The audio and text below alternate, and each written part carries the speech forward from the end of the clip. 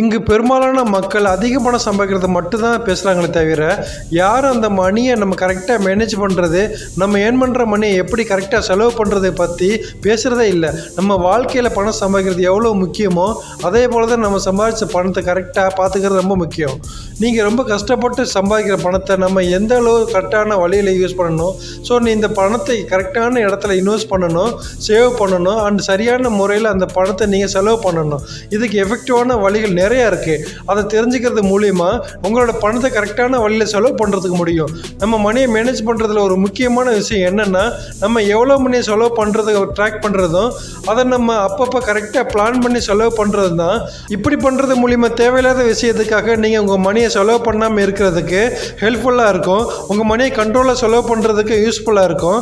So இந்த வீடியோவில் மணியை நீங்கள் புத்திசாலித்தனமாக செலவு பண்ணுறதுக்கான ஒரு 7 இம்பார்ட்டன்ட் டிப்ஸ் தான் பார்க்க போகிறோம். நம்பர் 1, கிரியேட் ஏ பட்ஜெட்.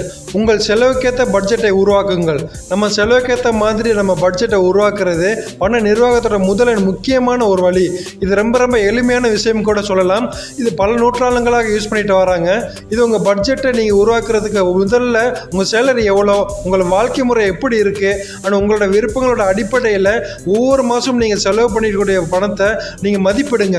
நீங்கள் கால்குலேட் பண்ணி செலவு பண்ணுறது உங்கள் மணி அதிகமாக செலவு பண்ணாமல் கட்டுப்பாடோடு இருக்கிறதுக்கும் அதுக்கேற்ற மாதிரி உங்கள் செலவும் உங்கள் சேவிங்ஸை எடுத்து வைக்கிறதுக்கு யூஸ்ஃபுல்லாக இருக்கும். ஸோ நீங்கள் மணியை ஸ்பெண்ட் பண்ணுறதுல நல்ல கண்ட்ரோலோடு இருக்கவும் ஓவர் ஸ்பெண்டிங் பண்ணாமல் இருக்கிறதுக்கு இந்த மெத்தட் ஹெல்ப்ஃபுல்லாக இருக்கும். உங்கள் வாழ்க்கையில் இருக்கிற ஆடம்பர செலவுகள் எல்லாம் தவிர்த்தா மட்டும்தான் உங்களால் உங்களோட ஃபினான்ஷியல் கோல் அச்சீவ் பண்ண முடியும். ஃபினான்ஷியல் வைஸ் உங்களோட ஸ்டேபிளாகவும் பர்ஃபெக்டாகவும் வாழ முடியும். அதுக்கு இந்த பட்ஜெட் மெத்தட் உங்களுக்கு ரொம்பவே ஹெல்ப்ஃபுல்லாக இருக்கும். Number 2, save first spend later. முதலில் சேமியுங்கள், பிறகு செலவு செய்யுங்கள். நீங்கள் எப்போதும் மந்த்லி சேலரி கிரெடிட் ஆனதும் முதல்ல நீங்கள் அதில் கொஞ்சம் பணத்தை சேவிங்ஸுக்குன்னு தனியாக எடுத்து வச்சுருங்க. அதுக்கு அப்புறமா உங்கள் அத்தியாவசிய தேவைகளான மளிகை பொருட்கள் வாங்குறது, ரெண்ட், எலக்ட்ரிசிட்டி, லோன் பே பண்ணுறது, இன்சூரன்ஸ், ப்ரீமியம் போன்ற வழக்கமான விஷயங்களுக்காக செலவு பண்ணுங்கள். இப்படி பண்ணுறது மூலியமாக நீங்கள் ஃபியூச்சருக்கு மணியை சேவ் பண்ணுறது மாதிரி இருக்கும். உங்களால் தேவையில்லாத அதிகமான செலவுகள் பண்ணாமல் இருக்கவும் இந்த மெத்தட் யூஸ்ஃபுல்லாக இருக்கும். Number 3, set financial goals. நிதி இலக்குகளை அமையுங்கள். நீங்கள் உங்கள் ஃபினான்ஷியல் கோல்ஸை செட் பண்ணுறது நீங்கள் உங்கள் பணத்து மேலே அதிக கவனத்தை செலுத்துறதுக்கும் தேவையில்லாத செலவுகளை தவிர்க்கிறதுக்கும் இந்த மெத்தட் உங்களுக்கு ஹெல்ப்ஃபுல்லாக இருக்கும். நீங்கள் உங்கள் பணத்தை ஷார்ட் டைம்லேயும் லாங் டைம்லேயும் என்ன பண்ணலாம், எதுக்காக செலவு பண்ணலாங்கிறத பிளான் பண்ணுங்கள். உங்கள் ட்ரீம் ஹவுஸ், உங்கள் குழந்தைகளோட எஜுகேஷன், உங்களோட ரிட்டைர்மெண்ட் அண்ட் மற்ற ஃபியூச்சர் நீட்ஸ்க்காக உங்களோட மணியை இன்வெஸ்ட் பண்ணுங்கள். ஒரு குறிப்பிட்ட காலத்தில் எப்பொழுதும் ரியலிஸ்டிக்கான ஃபினான்ஷியல் பிளானை செட் பண்ண ட்ரை பண்ணுங்கள். இது உங்களை உத்தியோகத்தோடு இருக்கவும் உங்கள் பணத்தை நல்ல வழியில் செலவு பண்ணுறதுக்கும் இந்த மெத்தட் ஹெல்ப்ஃபுல்லாக இருக்கும். Number 4, start investing early. சீக்கிரமாக முதலீடு செய்ய தொடங்குங்கள். உங்களால் முடிஞ்ச வரைக்கும் ரொம்ப சீக்கிரமாக உங்கள் பணத்தை சேமிக்க ஸ்டார்ட் பண்ணுறது நல்லது. உங்களோட மணியை க்ரோ ஆகிறதுக்கு நீங்கள் அதிக நேரம் கொடுக்குறப்ப அது உங்களுக்கு நிச்சயமாக அதிக ரிட்டர்ன்ஸை தான் கொடுக்கும். ஸோ நீங்கள் உங்களுக்கு அதிக ரிட்டர்ன்ஸ் தர பிளாட்ஃபார்மை பார்த்து இன்வெஸ்ட்மெண்ட் பண்ணுங்கள்.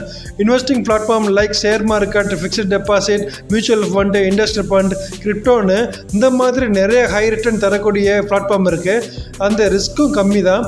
ஸோ இந்த மாதிரி பிளாட்ஃபார்மை பார்த்து உங்கள் இன்வெஸ்ட்மெண்ட் ஜேர்னியை ஸ்டார்ட் பண்ணுங்கள். நம்பர் 5, அவாய்ட் டெப்ட். கடனை தவிர்க்கவும். உங்களோட லைஃப் கோல்ஸை எல்லாம் அச்சீவ் பண்ணுறதுக்கு லோன் எடுக்கிறது ஒரு காமனான விஷயமா இருந்தாலும் அதனால் உங்களுக்கு சில பல பிரச்சனைகள் வந்துகிட்டே தான் இருக்கும். அதிக இன்ட்ரெஸ்ட் லோனுக்காக பே பண்ணுறது உங்களோட சேவிங்ஸ் அண்ட் இன்வெஸ்ட்மெண்ட்டை டிஸ்ட்ராய் பண்ணுது. நீங்கள் ரொம்ப இடத்துல லோன்ஸ் எடுக்கிறது உங்களோட கிரெடிட்ஸ் ஃபுல்லாக அஃபெக்ட் பண்ணுறதோடு மட்டும் இல்லாமல் உங்களுக்கு ஒரு இக்கட்டான சூழ்நிலை வரும்போது உங்களால் எங்கேயோ லோன் வாங்க முடியாத ஒரு நிலைமை வந்துடுது. ஸோ முடிஞ்ச வரைக்கும் உங்களோட லோன்ஸை வந்து லிமிட்டாக வச்சுக்க பாருங்கள்.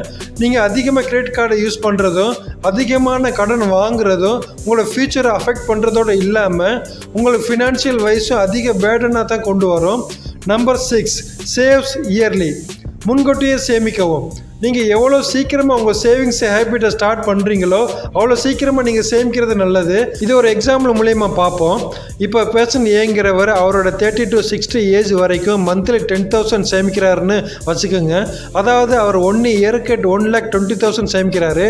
இப்போ பேர்சன் பிங்கிறவர் அவரோட 45 to 60 ஏஜ் வரைக்கும் மந்த்லி அப்படியே டபுளாக இயர்லி 2,20,000 சேமிக்கிறாரு. இவங்க 2 பேருக்கு 8% ரிட்டர்ன் கிடைக்குன்னு வச்சுக்கலாம். இவங்க 2 பேரும் மணி வைஸ் பார்த்தா சேம் அமௌண்ட் தான் இன்வெஸ்ட் பண்ணியிருக்காங்க. பட் பெர்சன் பியை விட ஏக்கு தான் அதிக ரிட்டர்ன்ஸ் கிடைக்கும்.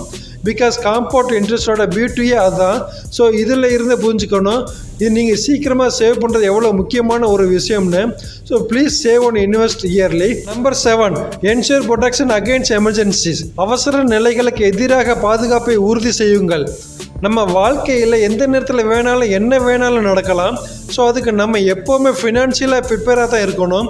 அது நமக்கு திடீர்னு வேலை போகிறதா இருக்கலாம், நமக்கு அன்எக்ஸ்பெக்டடாக ஆக்சிடெண்ட் ஆகி இருக்கலாம், இல்லை ஏதாவது ஹெல்த் ப்ராப்ளம்ஸாக கூட இருக்கலாம். ஸோ நம்ம இந்த அன்எக்ஸ்பெக்டட் சுச்சுவேஷன்ஸ்க்கு எப்போவும் ப்ரிப்பேராக நம்ம எமர்ஜென்சி ஃபண்டை சேர்த்து வைக்கிறோம். இந்த எமர்ஜென்சி ஃபண்டு இருந்தால் நம்மளால் இந்த மாதிரியான சுச்சுவேஷன்ஸை ஃபேஸ் பண்ணுறதுக்கு யூஸ்ஃபுல்லாக இருக்கும். And term insurance, health insurance, critical insurance எல்லாம் போட்டு வச்சுக்கிட்டா இதை நம்ம ஃப்யூச்சரில் இந்த மாதிரியான கஷ்டமான சுச்சுவேஷன்ஸ் வரப்போ இதை யூஸ் பண்ணுறதுக்கு ரொம்பவே ஹெல்ப்ஃபுல்லாக இருக்கும். அண்ட் ஃபைனலி நம்ம இந்த வீடியோவில் சொன்ன 7 இம்பார்ட்டன்ட் மணி மேனேஜ்மெண்ட் டிப்ஸை உங்களுக்கு கண்டிப்பாக யூஸ்ஃபுல்லாக இருக்கும்னு நினைக்கிறேன். இந்த 7 டிப்ஸை உங்கள் ஃபினான்ஷியல் லைஃப்பில் கண்டிப்பாக யூஸ் பண்ணி பாருங்கள். உங்களால் ஃபினான்ஷியல் வைஸ் பெட்டரான பிளேஸில் இருக்க முடியும். இந்த மாதிரி பயனுள்ள வீடியோ பார்க்குறதுக்கு நம்ம சேனலை மறக்காமல் சப்ஸ்கிரைப் பண்ணி வச்சுக்கோங்க. மீண்டும் இதே போல் நல்ல வீடியோவில் சந்திக்கலாம். நன்றி.